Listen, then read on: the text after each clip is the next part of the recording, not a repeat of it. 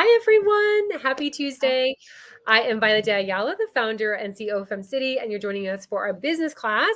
I have the amazing Laura Wade with us here today. She's from Soul to Goal Guide and Thrive by Heart. She is going to teach us today about how to spring clean our life. And what's so great about spring cleaning our life is that we make space then for new energy to come in and new opportunities. And I'm going to pass it on to Laura. Laura, do you want to add anything else? No, that's actually right along the lines of what I'm going to be sharing. So I'll just jump right in and share a little bit about what I'm passionate about. That's one of the things I love about FemCity is that we talk about what we're passionate about. And I am passionate about empowering women to go on an inner journey to discover who their authentic self is so that they can show up that way in their lives, living their passions and purpose and prioritizing what matters most to them. So along the way, when I do that, a lot of times we end up clearing out some things in our lives, especially our limiting beliefs. So we're going to talk a little bit about that today. And I'm going to give some tips in 3 different areas of your life to work on, even though there's so many different things we could focus on today. There's the 3 key areas I want to focus on. And first, I think what's really important is to start with your why. What is your intention? Why do you want to change anything in your life? What do you want to get rid of? What's working? What's not working? How can you make space, like you were saying? How do you make space for what you really want in your life? And to do that, we often have to get rid of some things and let go of some things, and sometimes our attachments to things or people or places. Yeah. In order to have better relationships, call in the people that we want to have in our lives, our clients, our significant others, our friendships, and finances, and all the other areas of our life that we want to expand and create. We have to make room for them first. So, knowing what you want can help you let go of what you don't want and the things that aren't supporting you in creating that desired life. So what the 3 key areas that we're going to talk about, you can go ahead and go to the Okay. next I to was the going to ask slides. you, I was like, Yeah. all right. So the next slide is good. Yeah. So spring is a really good time to do this. I know we do it at the new year a lot of times too, but so we've had the first quarter and now is a great time for us to say there's a renewal and a rebirth happening. So what are the areas in our life that we want to renew? Where do we want to plant seeds and start growing the things that we do want to create in our lives? And then we've already touched on when you let go of what no longer serves you or brings you joy, you create space for the new ideas, opportunities, and for prosperity to flow into your life. So starting with your why and knowing your intention. And the 3 areas that I chose to focus on today are environment, relationships, and mindset. And the reason I did that is because I feel like they all work together to either enhance our lives and help us expand and create more of what we want, or they can detract from that and they can be areas that drain our energy and keep us from living the passions and purpose that we want to be living in our lives. They all work synergistically together. So the first area is spring clean your environment. And that's the one we're most typically associate with spring cleaning is, decluttering, getting rid of things that don't serve us anymore, going through our closets, decluttering our clothes. And one of the things I know that, Marie Kondo is really popular and focusing on what brings you joy. And I love the aspect of what brings you joy. I also think it's important to think back to what your intention is again and think, who am I becoming? And do these things support me becoming that person? So when we hold on to clothes, especially, that's an area of our lives that sometimes we hold on to things because we want to be that size again, or we used to love it and we have a hard time letting it go. But when you think about who am I becoming and how do I want to show up in the world? How do I want to present myself in the world? Our clothes, our accessories, our environment all has an impact on that. And so I think it's important to think about how is that being reflected in what we're keeping and what we choose to get rid of. And I think that can also help us let go of things when we get excited about the vision for our future and what we want to be, and how what we want to step into in the future. And then I have to be honest and say, one of my big things is my desk. I cleared it off so that I could only focus on this right now. And still have a few piles I'm going to have to go back and go through. So that can help us because it's creating space for new business, new opportunities to come into our lives. If you want a new client, one of the ways to do that is to, clear out some of the old clients. If there's people that you're not working with anymore, but you still have files on your computer or paper files that are old from clients you worked with in the past, but aren't the ones you want to be working with now, declutter some of those things and make space for the new people to come in, and make a clear path to your office too. So from your door from your door to your desk, have a clear path so that it looks like a welcoming energy where you're inviting people into your space. And then, of course, cleaning out our emails, unfollowing people on social media. I just had a conversation at our FemCity meeting here yesterday. Someone didn't really realize that you could unfollow, but it still means you're friends. So you can still go back and check on them every now and then when you have time, but it's not cluttering up your space, your mental space every time that you look at Facebook. And then stop notifications on your phone, which some people didn't know how to do yesterday either. So that was an area that we talked about, is that they create distractions and take us off task. So declutter those things that are taking you off task. And removing anything that no longer serves you, brings you joy, or aligns with who you are becoming. And so that's in all areas of your life. And then circulate wealth by donating items. Sometimes when it's hard to let go of something, one of the easiest things for me is to think about who it's going to. I love that. Who can benefit from this? Because when I can imagine someone else enjoying it, it's easier for me to let it go. So think about it as circulating wealth when you're donating your items. And then once you've cleared some things out, go back and organize things in a way that makes you feel peaceful and productive and supports you in that. And then I recommend using natural cleaning products to minimize toxic exposure so that we can feel good and we have the energy to do the things we want to do. We just want to limit as much that doesn't support us as possible. And then spruce up your areas with plants. They help clean the air, and then also add, good feelings a lot of times, especially if you can keep flowers alive. I don't keep flowers alive. I only have certain plants I can keep, but I have plants in almost every room in my house. So that's something that I encourage people to do. And then add pops of your favorite color. Sometimes there's just things like turquoise. It just makes me feel happy and light. So putting some of that in places that it makes you feel good. And then bring in the things that do bring you joy. I love that. I love the circulate wealth by donating items, because so many times we don't want to let go of certain things because we're like, oh, we paid, so much for it. But I love your mindset shift on that, is that you're circulating your wealth. So you're sharing your wealth so that you receive new wealth that comes in. So I absolutely love that. These are great tips. Right. So the challenge is, what is one area you can declutter first that will support your intention? So think about what it is that you most want to create right now in your life, whether that's bringing new clients in, or whether it's changing some things in your relationships. And think about, what can you declutter first that will support you in that.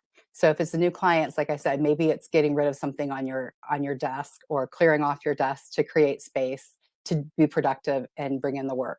And then when will you do it? Put it on your calendar, because if you don't, you probably won't do it. Yeah, that's a big one. If I don't put it in my calendar, like a week will turn into a month, that turns into a couple months. So I love that tip. Yeah. So the other thing with your environment is, it's really important to set it up to help you create new habits and support the habits that you want to have in your life. I think it was in Atomic Habits by James Clear that I read about, like, if you want to go jogging every morning, then you set your shoes and your clothes out where you're going to basically almost trip over them. Not really, not literally trip over them, but where you're going to see them, and it's going to remind you and cue you to do what it is you say you want to do. So having visual cues that support your intentions can really help you create new habits until they become automatic habits, which is great. And we're going to talk about mindset a little bit later, because once things that we want become automatic, it's so nice that we don't have to keep thinking about how to do it and motivating ourselves to do it. It's just automatic. Yeah. And setting yourself up for success. I mean, those are like the Yeah, steps that you're setting yourself up for success that, it's time to get it done. This is a commitment and just moving forward in the ways that support you. right.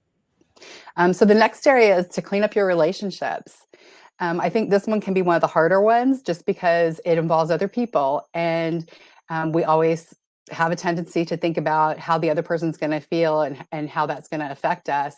And at the same time, it's really important for us to know, is a relationship supporting and enhancing my life, or is it not? So reevaluating your relationships, identifying toxic relationships and setting boundaries, addressing any unresolved issues and clearing the air, because sometimes we just let things go and go and go, and that takes a lot of energy, and it takes up a lot of mental and emotional space in our lives. So we want to address those unresolved issues so that we can move on. And then forgiveness, forgiving other people and forgiving yourself. um, and then once you've done that, you get clear about, what do you want in relationships? What are your ideal friendships, your ideal clients, your ideal significant other relationship look like to you? What do you want them to be? And then start surrounding yourself with people who uplift you and inspire you. Build a positive social circle that supports your goals and well-being. And one of the things I love about FemCity, I feel like, not only does it support me in my professional life, but a lot of the people that I met through FemCity have become some of my best friends as well. Yay. So I think that's really important, to surround yourself with people who support you. And then, of course, the relationship with yourself is really important. So making sure that if you have beliefs about yourself that are not supporting and empowering you, to start shifting those. Love that. Love that list.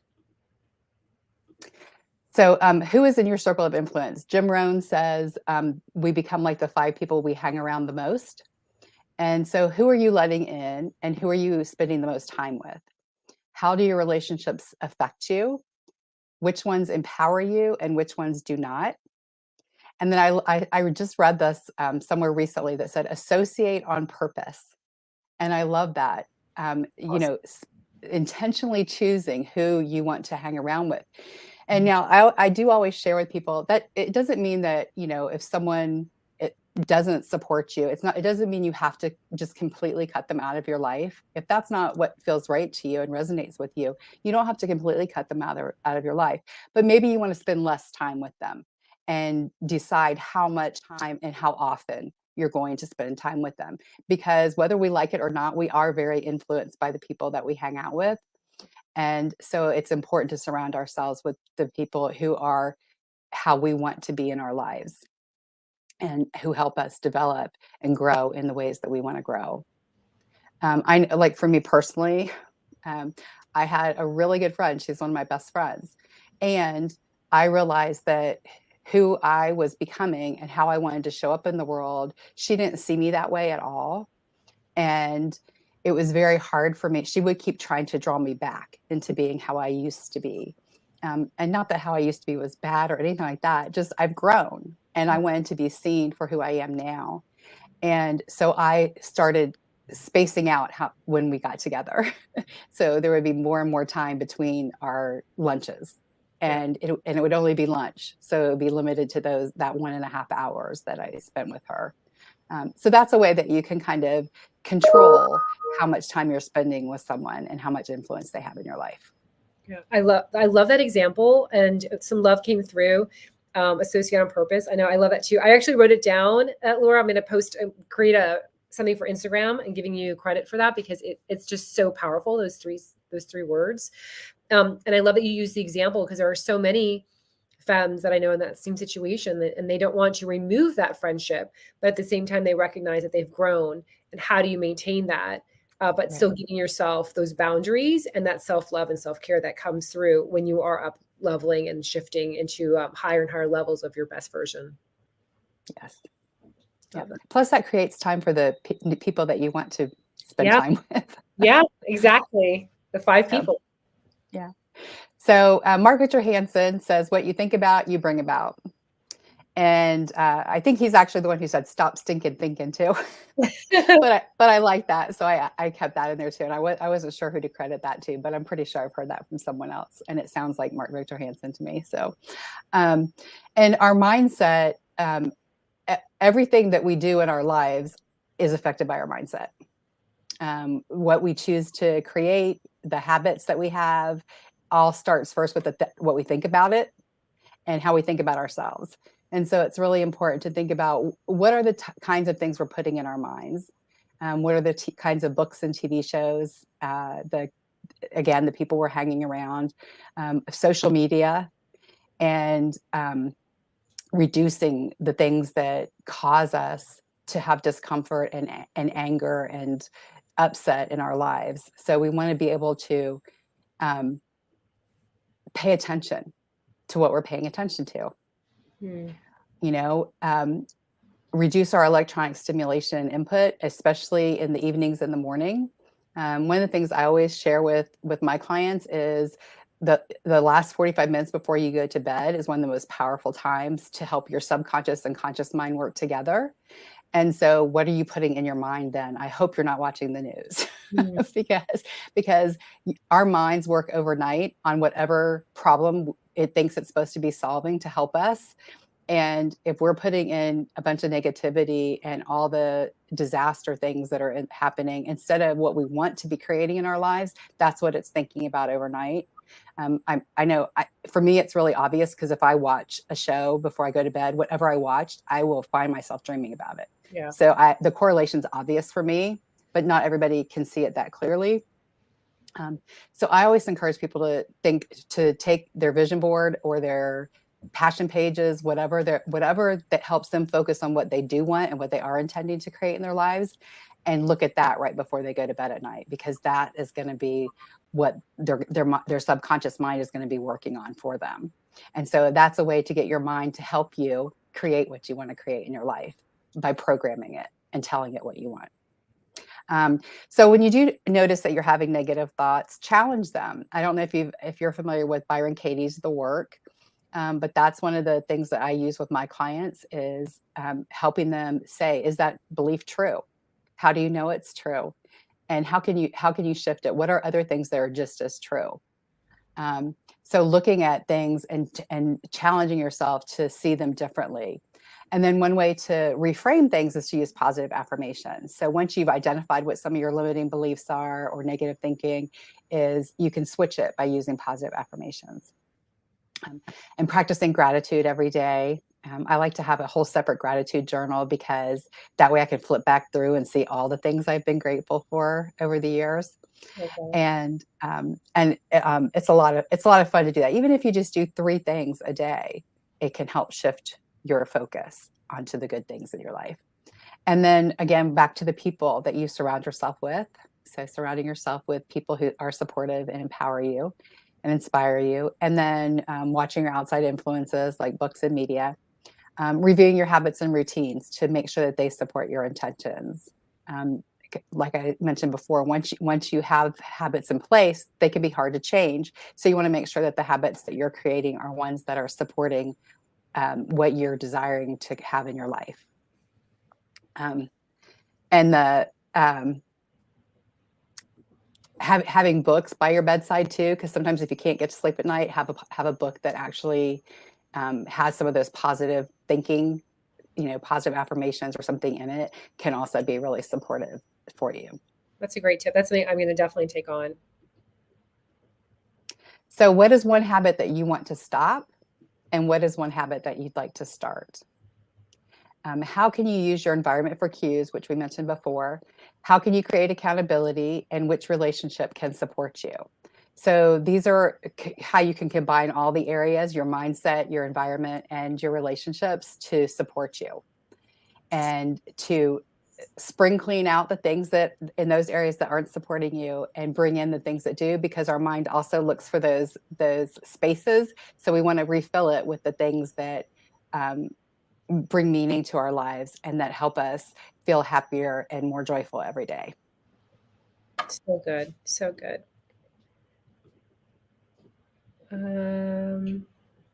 Is this the okay? Oh, sorry. You want this slide? Yeah, that's fine. Okay. So what is one thing you can do today to spring clean your life? You can look at the 3 areas that we just discussed. There might be other areas that you think of, but these kind of overlap with each other and support one another.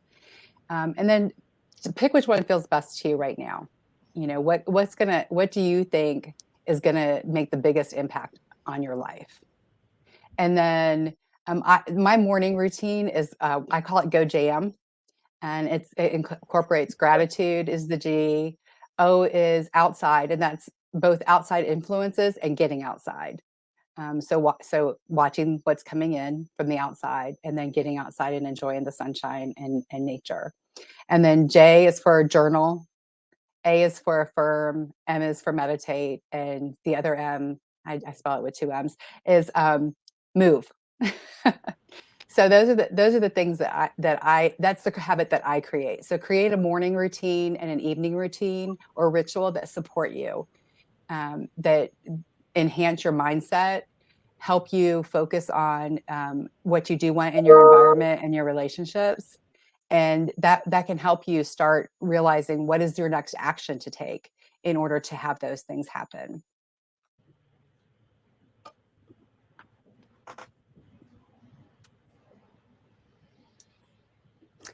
So my bonus tip is consider how you spend your time, energy, and money. And I know we're going to have a talk about finances coming up on spring cleaning your finances. So spring clean those areas so that you're investing your time, energy, and money in the things that bring you joy and empower you to create a life you love. This is so great, Laura, and all the ways that we can connect with you. Because I was going to ask you, because I'm sure we have a lot of femmes that want to stay connected. This was so great. And I started spring cleaning at the beginning. Let me stop sharing for a second. For those that are watching, if you want to take her information, we'll also tag her over on, you're on Instagram too, right, Laura?